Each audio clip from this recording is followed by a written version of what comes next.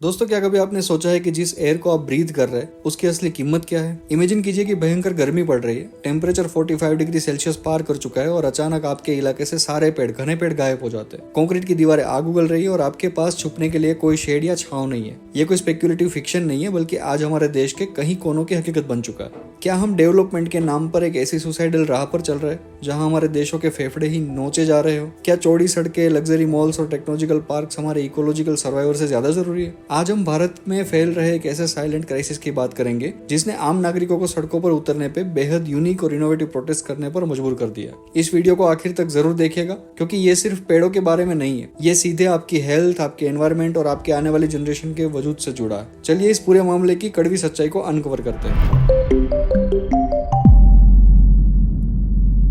दोस्तों, पूरे देश से इस वक्त जो फैक्ट और डेटा सामने आ रहा है वो बेहद डराने वाला है। भारत के अलग अलग राज्यों में हजारों लाखों पेड़ों को विकास की बलि चढ़ाया जा रहा है, लेकिन इस बार आम जनता शांत नहीं बैठेगी। लोग सड़कों पर उतरकर और ऑनलाइन स्पेसेस का इस्तेमाल करके इन इकोलॉजिकली रिच कार्बन सिंक को बचाने के लिए बड़े बड़े कैंपेन्स चला रहे हैं। सबसे पहले बात करते हैं उत्तराखंड की। देहरादून के परेड ग्राउंड में एक बेहद अजीब और भावुक करने वाला प्रोटेस्ट देखा गया। लोग सफेद कपड़ों में आए, उन्होंने मुंह पर काले कपड़े बांधे थे और वे उन हजारों पेड़ों को एक साइलेंट होमेज यानी कि मौन श्रद्धांजलि दे रहे थे, जिन्हें इंफ्रास्ट्रक्चर प्रोजेक्ट के नाम पर काट दिया गया है या काटने की प्लानिंग है। डेटा के मुताबिक देहरादून ऋषिकेश रोड को वाइडन करने के लिए लगभग 4400 पेड़ों को काटने की तैयारी है। ये नजारा हमें आज से 50 साल पहले हुए ऐतिहासिक चिपको मोमेंट की याद दिलाता है। हैरानी की बात यह है कि एक आरटीआई रिस्पॉन्स से पता चला है कि पिछले 5 सालों से अकेले इस पहाड़ी राज्य में लगभग 83,000 यानी कि 83,000 पेड़ काटे जा चुके हैं। इनमें से साल, हल्डू, खैर, शीशम, जामुन जैसे सदियों पुराने बनियन जैसे मजेस्टिक ट्री शामिल है। और एक्सपर्ट्स का कहना है कि ये नंबर तो सिर्फ टिप ऑफ द आइसबर्ग है, क्योंकि छोटे पौधे, झाड़ियों और लताओं को तो गिनती भी नहीं होती है। देहरादून के राजीव गांधी क्रिकेट स्टेडियम के पास एक ग्रेवयार्ड ऑफ ट्रीज यानी कि पेड़ों का कब्रिस्तान बन चुका है, जहां उन पेड़ों को लाकर फेंक दिया गया जिन्हें ट्रांसलोकेट करने का वादा किया गया था,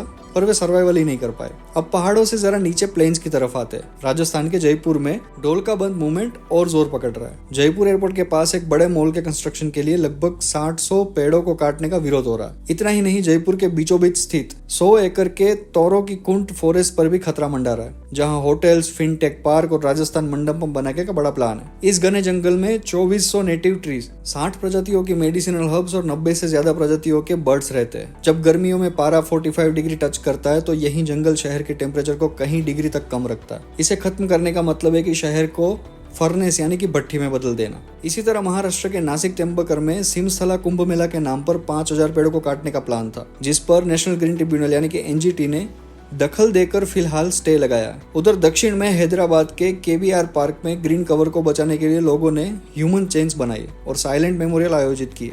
इससे पहले हैदराबाद की ही शेविलिया बनियन से बचाने के लिए एक लंबा कैंपेन चला था, जिसमें एनजीटी ने 2023 में पर्यावरण के पक्ष में फैसला सुनाया था। दिल्ली के वाइब्रेंट रिच एरिया का भी लगभग 673 हेक्टेयर्स का हिस्सा 3 दशक लंबे कैंपेन के बाद बचाया जा सकता है। लेकिन सबसे बड़ा शॉकिंग डेटा आता है निकोबार आइलैंड से, जहां एक मेगा ट्रांसशिपमेंट टर्मिनल प्रोजेक्ट के लिए लगभग 100 लाख यानी कि 1 मिलियन पेड़ों को काटने की संभावना जताई जा रही है। यह प्रोजेक्ट लगभग 92,000 करोड़ रुपए का है। यहाँ हमें एक साइंटिफिक कॉन्सेप्ट को समझना होगा, जिसे अर्बन हीट आइलैंड इफेक्ट कहते हैं।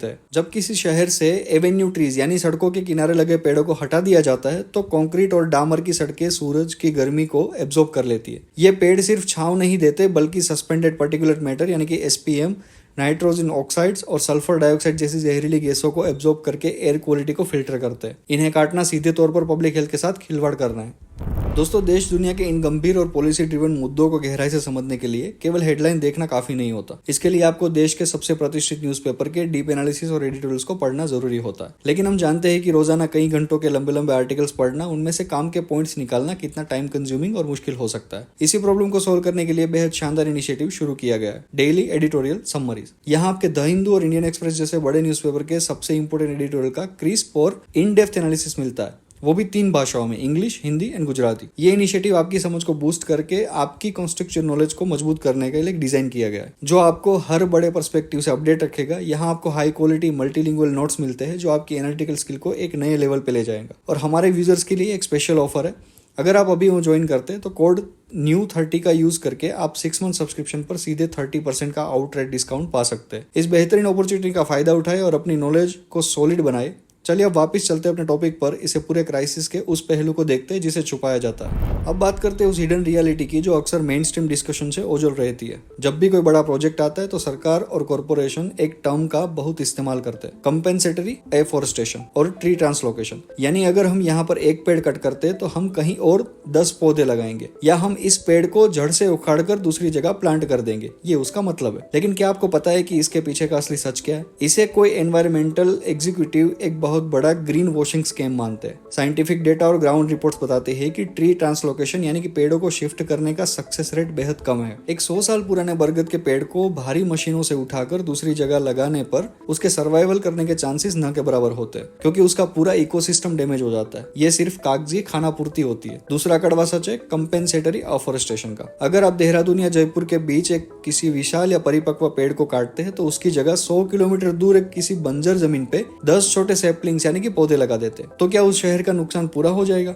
बिल्कुल नहीं। उन छोटे पौधों को एक बड़ा पेड़ बनने में और उतनी इकोलॉजिकल सर्विसेज जैसे कि कार्बन एब्जॉर्प्शन, ऑक्सीजन प्रोडक्शन और लोकल कूलिंग देने में 30 से 40 साल का समय लगेगा। और सबसे डरावनी बात है कि ये इनमें से ज्यादातर पौधे बिना देखरेख के पहले ही 1-2 साल में ही सूख कर मर जाते हैं। ये एक ऐसा सिस्टमेटिक लूप होल है जिसके जरिए आज कागज पर जंगल तो बढ़ रहे हैं, लेकिन जमीन पर हमारे शहर कंक्रीट के रेगिस्तान बनते जा रहे हैं। लेकिन दोस्तों, एक न्यूट्रलिटी को बनाए रखने के लिए हमें इस सिक्के का दूसरा पहलू भी देखना होगा। आखिर सरकारें ये पेड़ काट क्यों रही है? क्या इंफ्रास्ट्रक्चर और इकोनॉमिक ग्रोथ के बिना कोई देश आगे नहीं बढ़ सकता? सोचिए, अगर उत्तराखंड के बॉर्डर एरियाज या टूरिस्ट हब तक पहुंचने के लिए सड़कें चौड़ी ही ना की गई तो कनेक्टिविटी कैसे सुधरेगी? ट्रैफिक जैम से जो घंटों गाड़ियां स्टार्ट खड़ी रहती है, उनसे होने वाला कार्बन एमिशन भी तो पर्यावरण को नुकसान पहुंचाता है। नेशनल सिक्योरिटी के लिहाज से भी बॉर्डर रीजन्स तक ऑल वेदर रोड्स का होना बेहद क्रिटिकल है। इसी तरह अगर जयपुर में फिनटेक पार्क्स या मॉल्स नहीं बनेंगे तो नई जॉब्स कैसे क्रिएट होंगी? इकोनॉमिक एक्टिविटीज के लिए स्पेस की जरूरत होती है। कुंभ मेला जैसे विशाल धार्मिक आयोजनों में करोड़ों की भीड़ आती है। उनके मैनेजमेंट और सेफ्टी के लिए इंफ्रास्ट्रक्चर डेवलप करना एडमिनिस्ट्रेशन की मजबूरी बन जाता है। अगर हम हर डेवलपमेंट प्रोजेक्ट को पूरी तरह ब्लॉक कर देंगे तो देश की ग्रोथ रुक जाएगी और अनएम्प्लॉयमेंट जैसी गंभीर समस्याएं खड़ी हो जाएंगी। इसीलिए ये पूरी डिबेट डेवलपमेंट वर्सेस एनवायरनमेंट की एक बेहद जटिल पहेली बन चुकी है। अब आते हैं उस पूरे मामले की सबसे कंट्रोवर्शियल थियरी पर, जिसकी चर्चा आजकल सोशल मीडिया के बंद कमरों में और एक्टिविस्ट सर्कल्स में हो रही है। इस थियरी को कॉर्पोरेट इको कोलोनाइजेशन कहा जा रहा है। इस थियरी के मुताबिक पब्लिक यूटिलिटी जैसे कि रोड वाइडनिंग या रीजनल फेस्टिवल्स का इस्तेमाल सिर्फ एक फ्रंट की तरह किया जाता है। असली खेल होता है प्रीमियम अर्बन लैंड को खाली कराना। शहरों के बीचों बीच जो घने ग्रीन पैचेस या कॉरिडोर से उनकी जमीन की कीमत हजारों करोड़ रुपए होती है। थियरी कहती है कि बड़ी कॉर्पोरेट लॉबीज और real estate giants policy makers के साथ मिलकर जानबूझकर ऐसे प्रोजेक्ट डिजाइन करती है जो इन ग्रीन जोन से होकर गुजरे। एक बार जब पेड़ कट जाते हैं और जमीन कॉमर्शियल यूज के लिए ओपन हो जाती है तो वहां धीरे धीरे मॉल्स, होटल्स और लग्जरी टाउनशिप खड़े हो जाते हैं और पर्यावरण के नुकसान को छुपाने के लिए दूर दराज के इलाकों में सस्ती जमीन खरीदकर कागजी जंगल दिखाई दिए जाते हैं। यानी कि शहर की जनता से उनके फेफड़े छीन लिए जाते हैं ताकि कुछ चुनिंदा लोग मुनाफा कमा सके। क्या आपको भी लगता है कि विकास की आड़ में ये एक सोची समझी क्रोनी कैपिटलिज्म की स्ट्रेटेजी है? अपनी राय कमेंट्स में जरूर शेयर कीजिए, क्योंकि ये एक बहस लोकतंत्र के भविष्य को तय करने वाली है। तो दोस्तों, इन पूरी स्थिति का सोल्यूशन क्या है? एक आम नागरिक के तौर पर क्या हम सिर्फ बेबस होकर पेड़ों को गिरते हुए देखते रहे? बिल्कुल नहीं। हमारे पास कुछ बेहद प्रैक्टिकल और लीगल टूल्स है जिनका इस्तेमाल करके हम बदलाव ला सकते। फर्स्ट, लेवरेज आरटीआई यानी कि राइट टू इन्फॉर्मेशन। अपने इलाके में हो रहे किसी भी कंस्ट्रक्शन या पेड़ कटाई के खिलाफ आरटीआई दाखिल करे। सरकार से पूछे कि क्या इसके लिए प्रॉपर एनवायरमेंटल क्लियरेंस ली गई है।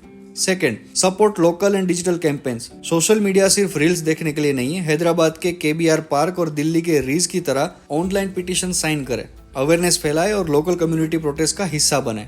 Third, focus on native plantation. अगर आप अपने स्तर पर पौधे लगा रहे हैं तो विदेशी या शो प्लांट्स को लगाने के बजाय नीम, पीपल, बनियन या शीशम जैसे नेटिव स्पीसीज की लगाए, क्योंकि यही हमारे लोकल इकोसिस्टम और बर्ड्स को सपोर्ट कर सकते हैं। Fourth, demand environmental accountability. अपने लोकल रिप्रेजेंटेटिव और नेताओं से सवाल पूछिए कि उनके पास आपके शहर के ग्रीन कवर को बचाने के लिए क्या प्लान है। याद रखिए दोस्तों, सस्टेनेबल डेवलपमेंट का मतलब है ऐसा विकास जो आज की जरूरियातों को पूरा करे बिना कल के भविष्य को खतरे में डाले। अगर आपको ये एनालिसिस इन्फॉर्मेटिव लगा हो तो इस वीडियो को लाइक जरूर करें, अपने दोस्तों के साथ शेयर करें और चैनल को सब्सक्राइब करना ना भूलें, ताकि आप ऐसे ही क्रिटिकल इश्यूज से अपडेट रहे। मिलते हैं अगले वीडियो में। जय हिंद।